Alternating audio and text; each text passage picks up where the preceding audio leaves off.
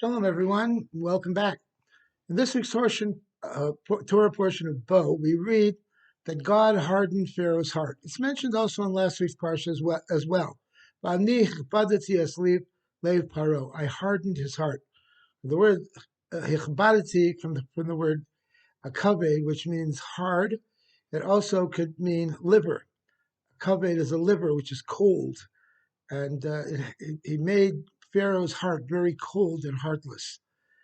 And we find that Rashi says in this regarding this that God hardened his heart meant that Pharaoh was so wicked that God took away his free choice.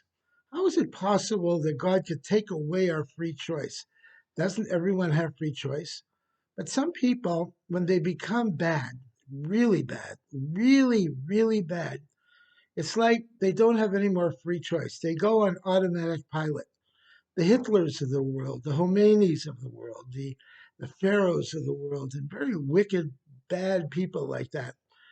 God can take away their free choice and bring down his complete wrath on them, so they are punished to a tremendous great degree. And in fact, we're told that these people's souls, even after they die, are relegated to the lowest levels of Gehenna, and there they rest for eternity. Most people aren't like that, though. Most people do have free choice. Even bad people can have free choice as well. We can do things that are not correct and not proper, and we can do repentance for that. We call this teshuvah. And then we go back to being good. And this is the difference in respect to Judaism and other religions. Other religions believe that people are basically wicked, and therefore when they do bad things, it descends their soul way down into the deepest reaches of hell, in which they have difficulty coming out. Judaism generally doesn't believe in that. We believe that people are basically good, at least Jewish people are basically good. And when we do bad things, we are easily able to get out of that situation and correct our behavior and do better things after that. We can do that. At the same time, people who are good very often become accustomed to do good things. If you keep doing mitzvahs, you'll continue to do mitzvahs because that is your nature. It becomes your nature. A person, for example, is not familiar with keeping Shabbos. They've never kept Shabbos before. They weren't raised that way. They don't know about it. Then they heard about Shabbos. And they attended perhaps a Shabbos table at somebody's house, and they really loved it and they really got into it.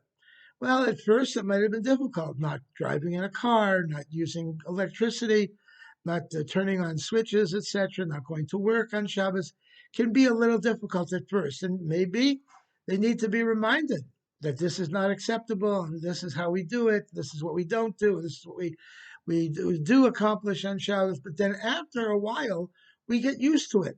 We accustom ourselves to it.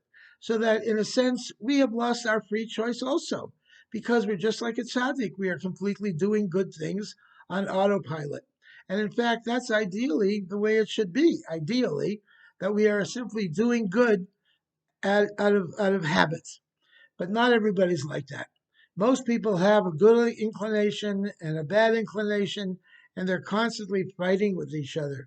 Take a look at the classic book of Chabad Hasidic philosophy, the Tanya, and it talks about this at length. That the good inclination called the Yetzer Tov, is constantly fighting with the Yetzer Hara, the evil inclination, for control over the small city, which is the body, to see who's going to be in control. And we're constantly at war with each other.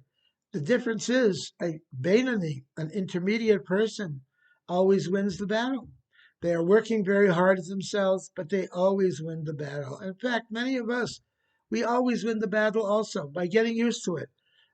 If we've been keeping kosher for such a long time, the concept of eating non-kosher is completely like robbing a bank. It's impossible. We'd never do anything like that. It's crazy. It's impossible. Putting on tefillin every morning. How can we not go? How can we go without putting tefillin on every morning? It's not what we do. This is exactly what a Jew does. And a Jew's nature is to do good, to do mitzvahs. And by doing that, we continue doing mitzvahs, and it becomes second nature to us. Many people would ask a question: how is it possible? I wasn't raised this way. I don't know how to keep these things. But by starting to do them and by doing them regularly, they become habit to us as well, and second nature.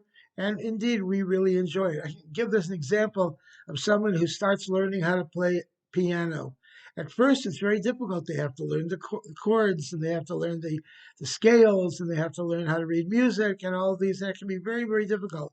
But after a while, as they continue learning it and studying it and playing it, it becomes second nature, and the music that they make by their playing is just the most beautiful music of all. So let us hope that we should all make that beautiful music spiritually, and we should continue to do mitzvahs so they should become second nature to us. And in so doing, the real beauty of Judaism and the real beauty of the soul will continue to shine on. Shalom.